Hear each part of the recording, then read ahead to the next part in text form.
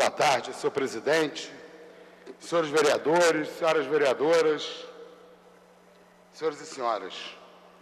Eu estava ouvindo atentamente o discurso do meu companheiro de bancada, vereador Paulo Pinheiro, porque na nossa bancada o Paulo Pinheiro é o grande defensor da saúde pública, é quem tem as melhores condições de orientar a atuação de todos nós, né, que temos que nos somar ao vereador Paulo Pinheiro, especialmente nesse momento de crise da saúde do Rio de Janeiro. E eu me inscrevi justamente porque hoje ocorre aqui na Cinelândia, a partir das 17 horas, o ato unificado em defesa do SUS. E na semana passada, né, eu, Paulo, Tarcísio, a bancada do PSOL, participou de várias manifestações, manifestação de rua, manifestação na Fiocruz, junto aos trabalhadores da saúde, tanto aos trabalhadores terceirizados como trabalhadores, servidores do município, né, que se uniram para protestar diante dessa crise que está aí estabelecida. Em primeiro lugar, eu queria dizer que quando eu vejo o Crivella e o Eduardo Paes trocando acusações, eu me lembro de uma antiga sessão do Senado Federal, não sei se outros vereadores vão lembrar aqui, que o Jader Barbalho e o Antônio Carlos Magalhães quase foram às vias de fato, um xingando o outro, um acusando o outro.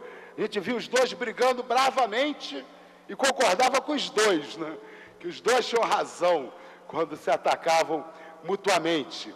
E eu acho que, de um certo ponto de vista, o prefeito Crivella tem razão quando fala que o Eduardo Paes deixou as contas da prefeitura mal, né?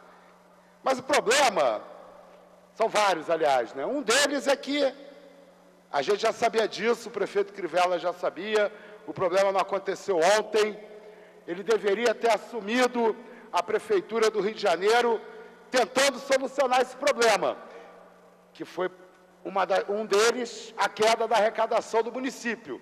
E não propondo, por exemplo, prorrogar a isenção fiscal para os empresários de ônibus, né, dar isenção fiscal para o administrador de cartão de crédito. Né, quando a gente lembra o início da administração do Crivella, ele não parecia um prefeito diante de uma crise fiscal, né? Continuava a distribuir benesses, sem se preocupar em rever as benesses já distribuídas, né? Agora, eu acho que o maior problema das críticas do Crivella ao Eduardo Paes nessa questão da saúde, eu acho que está no centro do discurso que o Paulo Pinheiro fez aqui agora, né? O Crivella não demonstra claramente que esse modelo de privatização através das organizações sociais é a raiz do problema, né? A gente viu, eu escutei aqui várias vezes o Paulo Pinheiro, durante os 2 mandatos do Eduardo Paes, denunciando que estava aumentando os gastos até com a saúde do município, mas que esse aumento estava sendo todo, né, canalizado para esses contratos com as organizações sociais. Olha, eu quero falar sinceramente o que eu penso sobre organizações sociais e sobre terceirizações no serviço público. A Constituição de 1988, ela tem muitos problemas, mas ela foi uma Constituição feita, talvez, no melhor cenário da conjuntura brasileira em todos os tempos. E ela produziu coisas muito boas, né, como o Sistema Único de Saúde, mas também, né, o ingresso ao serviço público a partir de concurso, né, a estabilidade do servidor público, a necessidade de licitação para os contratos públicos, para, né, as compras públicas, estabeleceu vários princípios republicanos importantes. E desde 88 para cá, a gente vê o nosso sistema político tentando retroceder avanços da Constituição de 88. Por exemplo, o concurso público e a estabilidade do servidor público, eles são importantes para que a gente tenha um aparelho estatal republicano, que não seja submetido aos interesses, né, de governante X ou governante Y. Era muito comum, né, nas prefeituras do Brasil, mudava o prefeito, mudava praticamente o funcionalismo público da cidade. As pessoas eram demitidas, os apadrinhados eram concursados, né? Quando a gente faz contrato terceirizado, de certa maneira, a gente está fazendo isso, está retrocedendo, né, nesses avanços republicanos, permitindo, por exemplo, não é que você contrata, vamos supor, numa cidade hipotética, não vamos falar no Rio de Janeiro, né? Mas vamos imaginar numa cidade hipotética que a prefeitura contrate uma empresa para contratar pessoas para dar orientação no trânsito, no sinal de trânsito, né? Aí quando a gente vai ver aquelas pessoas ali de verde, né, controlando o trânsito, a gente vê que todas elas foram indicadas por vereadores dessa suposta cidade. Não é, quer dizer, ao invés de você ter um corpo de servidores públicos, você tem um corpo ali que serve para fazer as antigas nomeações, né? As trocas de favores com as nomeações. A mesma coisa em relação às licitações. A contratação das OS serve para que não se cumpra as regras mais rígidas de licitações quando é o serviço público que está administrando. E, acima de tudo, as organizações sociais servem para a exploração máxima dos trabalhadores através do assédio moral como modelo de gestão. Esse é o modelo de gestão das organizações sociais.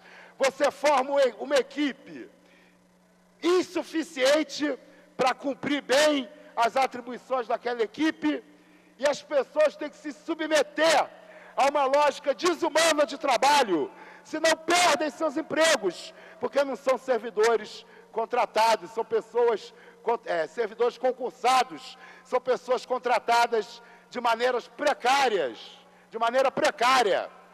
Então, nesse momento, na cidade do Rio de Janeiro, nós temos que cerrar fileiras com aqueles que defendem nenhum serviço de saúde a menos, nenhum posto de trabalho a menos. Mas a gente não pode fechar os olhos para a manutenção desse modelo de gestão através das organizações sociais.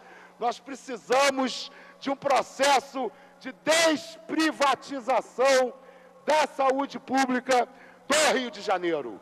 Precisamos garantir, através, né, de corte em verbas publicitárias, de fim de isenções fiscais, o prefeito tem que dar um jeito para que a atenção primária de saúde não seja reduzida.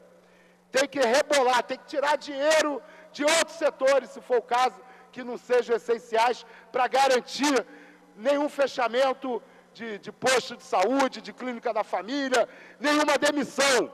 Mas precisa também encerrar esse capítulo das organizações sociais, criar um processo de desprivatização, porque com a saúde administrada diretamente pelas instituições públicas, ganha o servidor nos seus direitos, ganha a população na qualidade do atendimento. Quem perde são esses intermediários que estão tirando dinheiro da saúde pública e colocando no bolso. E quem perde são os vereadores e deputados que utilizam essas organizações sociais para arrumar emprego para os seus apadrinhados, para arrumar emprego para os seus cabos eleitorais. Então, todo apoio à luta dos trabalhadores da saúde pública do município, sejam eles servidores ou terceirizados, mas nenhum apoio